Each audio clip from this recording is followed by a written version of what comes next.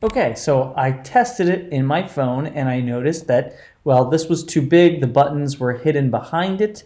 And so I was like, well, how do I fix that? Well, I come back in.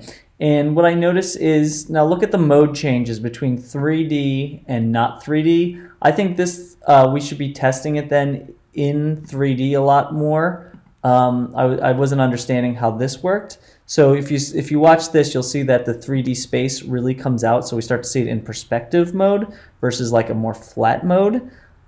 So you're gonna want to try to bring it here. And so now I want to see. I'm like looking at this, and so now with these tools become enabled. And this one is rotate, just like we did in Unity. This one is move, and this one is scale, and this one is move. So what I want to do is probably have these things. Let's see here. I want you to go further back in space. Where are you going to go here for scale? And you know, it's just a matter of figuring out then after you test it, right? You should always test, and then we'll bring these up, and I'm going to go ahead and use this to say I want this to come up. I'm going to go ahead and use these things because I think these are going to make it easier. So I'm going to go ahead and get this to try to be closer to in front of our things. Actually, you know what? The easiest way to do this is go to the side here. And I'll then, God, grabbing things is really hard. What did I do there? Right, I'm going to grab it and make sure these things are in front of my rock, my thing here, so that it's easier for someone to play with them.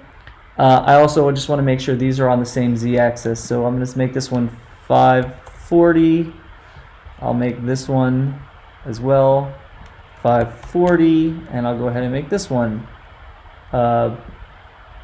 You know, it's okay. I'm going to let that one be a little more on front. I'll just say 600, right? So now we have it a little better in space. Maybe even this as far as scale goes. Now that I'm seeing it in space here, I think we could go ahead and make it just a little bigger.